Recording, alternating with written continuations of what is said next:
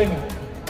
अगर इनकी पूरी जन जितनी उम्र बची है ना, अभी 27 साल के, मैं ये दुआ करता हूं कि वो कम से कम 100 साल रहे जिंदा, क्योंकि ये 100 साल बचे हुए 73 साल वो जेल में गुजारेंगे, ऐसा मैं वादा कर रहा हूं। सिर्फ प्रजापति जी कंप्लेंट कराने के लिए हमें वकील कर, और मैं ये दुआ करता हूं कि वो 100 साल तक जिंदा रहे। अगर वो एक दिन के लिए जेल से बाहर आ जाए तो आप लोग मुझे कहना कि मैं झूठा। शर्त सिर्फ इतनी है कि जो बात प्रजापति जी ने यहां कही है कि उन्होंने इतने लोगों की जमीन छीन ली, कुआं छीन लिया,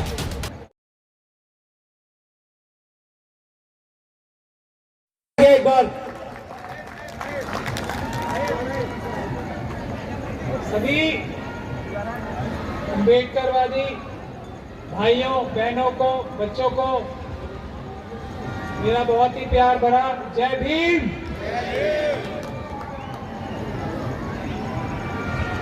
मैं 10 मिनट का टाइम मिला है, 10 मिनट में खत्म करूंगा, लेकिन कोशिश मैं ये करूंगा कि 10 मिनट में आपको बाबा साहब का ऐसा मैसेज देके जाऊं जिससे कुछ सलूशन मिले।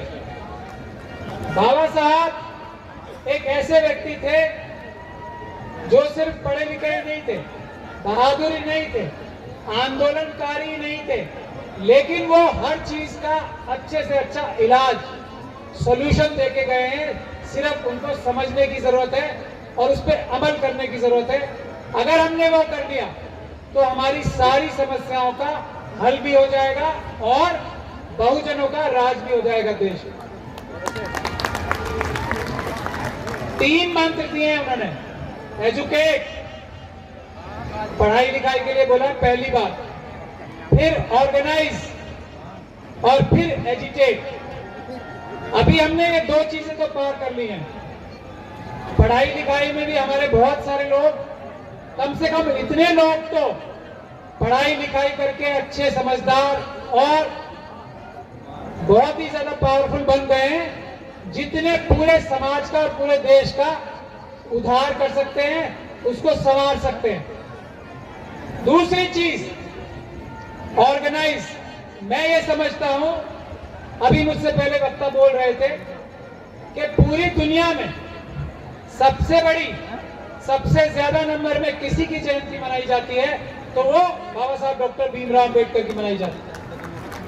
तो ऑर्गेनाइज यानी कि संगठित होना भी हम लोग बहुत हद तक पहुंच गए हैं और हमारे देश में आज सबसे ज्यादा संगठन किसी के हैं तो वो हम अम्बेडकरवादियों के ही हैं।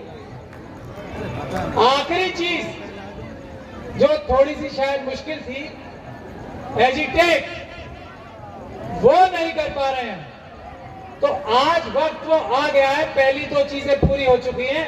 अब हमें शांतिपूर्ण आंदोलन, पीसफुल प्रोटेस्ट करने का काम शुरू करना है। दूसरा, जेल भरो आंदोलन शुरू करने पड़ेंगे हमें। जब तक हम ये नहीं करेंगे तो ये सारी चीजें किताबी बातें रह जाएंगी। अभी मैं अपने मित्र को बता रहा था कि मनुवादियों ने पहले तो ये कहा था कि ये पानी की बोतल ही आप के लिए नहीं है। आज नई टेक्निक क्या निकाली है, ये पानी की बोतल तो है, ये रखी है यहाँ पे, लेकिन आप इसे छू नहीं सकते, है आपकी मगर आप छू नहीं सकते। इस बात को करने के लिए हमें पूरी तरीके से तैयार होकर जेल भरो आंदोलन करने पड़ेंगे और पीसफुल प्रोटेस्ट करने पड़ेंगे। जैसे ही ये शुरू होगा, मैं आपको यकीन दिलाता हूं कि बहुजनों की सरकार अपने आप बन जाएगी, क्योंकि मनुवादी अपने आप भाग जाएंगे। 2-3 बातें ही मैं आपको और बताना चाहता हूं। पहली बात, एक है SC/ST सब प्लान।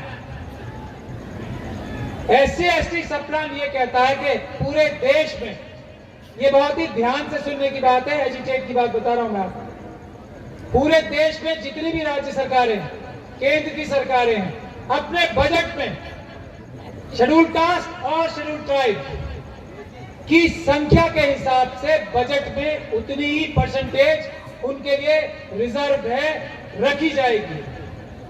और यदि ये पैसा जो उनके लिए रिजर्व है, उनके लिए सुरक्षित है, 1 साल में खर्च नहीं होगा तो ये दूसरे साल में चला जाएगा और ऐसे ऐसे आगे बढ़ता जाएगा।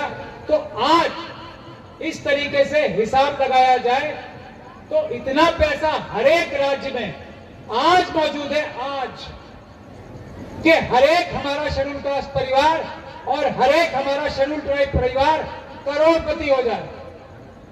तो अगर शेड्यूल कास्ट और शेड्यूल ट्राइब कम्युनिटी को, हर एक परिवार को करोड़पति बनना है तो क्या इसके लिए जेल भरो आंदोलन नहीं होना चाहिए, ये बता दीजिए मुझे। और मैं मोदी जी की तरह किताबी बातें नहीं कर रहा हूं, जो मैं कह रहा हूं तथ्यों के आधार पर कह रहा हूं। किसी भी राज्य सरकार ने आज तक ये कानून लागू नहीं किया। केसीआर साहब ने उसके हिसाब से सिर्फ 10 लाख रुपए देने का वादा इस बार किया है, एक ही सरकार है पूरे देश में, लेकिन वो पैसा इतना इकट्ठा हो गया है कि आज हर एक SC ST परिवार करोड़पति परिवार है। इसके लिए आप लड़ेंगे या नहीं लड़ेंगे ये बता दीजिए। नौकरियां कर रहे हैं आप, सब काम कर रहे हैं। दूसरा और आखिरी बात, एक बाबा साहब ने एक और एक्ट किया है। ये जो बाबा साहब ने एक्ट दिया था उसका ही एक दूसरा रूपांतरण है, वो है SC ST prevention of atrocities act.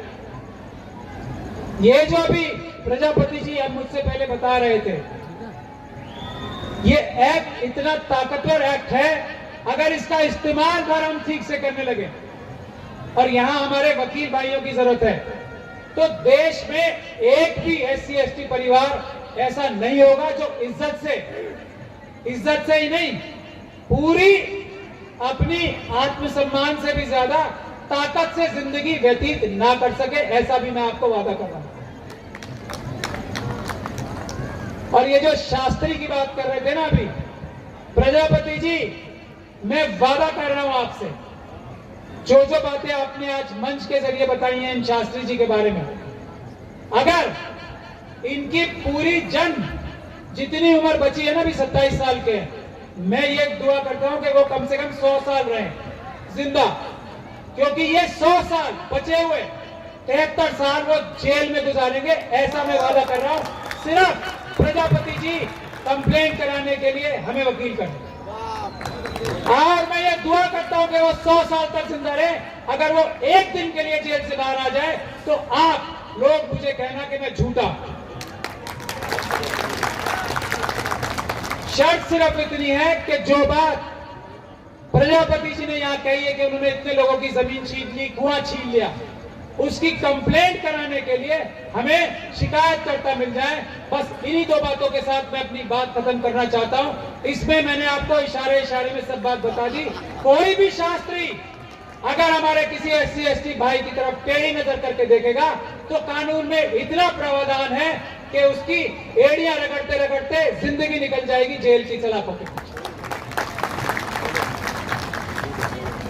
इसी शब्दों के साथ मैं अपनी बारी को विराम देता हूं। मेरे ख्याल से 10 मिनट मेरे पूरे हो गए। जय भीम, जय भारत, जय संविधान। 2 मिनट में आप कितने शास्त्री और पकड़वाना चाहते हैं ये बताओ। आज ही सबकी नींद उड़ जाएगी और ये बात सच है। मैं गुजारिश करता हूं अपने वकील भाइयों से, आप एक काम, और ये निःशुल्क काम नहीं है, मैं तो ये काम निःशुल्क कर रहा हूं पूरे देश में, आप लोग देखते ही रहते होंगे चैनलों के माध्यम से, लेकिन कानून में प्रावधान है वकीलों की फीस जो SC ST एक्ट के केस कर रहे हैं सरकार देगी और उनकी मुंह मांगी फीस भी देगी। तो मैं वकील भाइयों से हाथ जोड़ के निवेदन कर रहा हूं कि हमारे SC ST भाइयों की, खासतौर पे जो अम्बेडकरवादी वकील हैं, ये केस लेना आपकी कानूनी ड्यूटी भी है और इसमें फीस भी सरकार देगी और वो भी आपकी मुंह मांगी, ये कानून में ही प्रावधान है। तो अब भी हमारे किसी SC ST भाई को परेशान होना चाहिए या नहीं होना चाहिए? वकीलों को आगे बढ़ के आपकी इस एक्ट का इस्तेमाल करने के लिए मैं आह्वान कर रहा हूं आज इस मंच से कि हर एक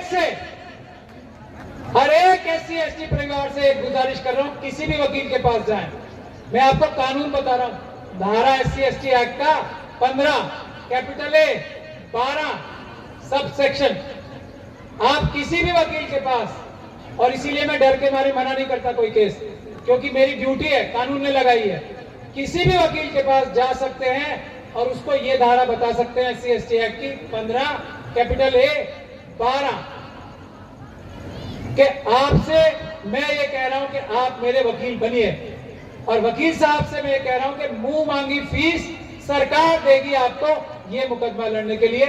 लेकिन आपको ऐसे सभी अत्याचारियों को जो हमारे SC/ST भाइयों के साथ कुछ भी गलत करते हैं, पूरी उम्र जेल में रखने का प्लान बनाना पड़ेगा, कानून और संविधान के दायरे में रह के। अब मेरे ख्याल से 2 मिनट पूरे हो गए। बहुत बहुत धन्यवाद। जय भीम।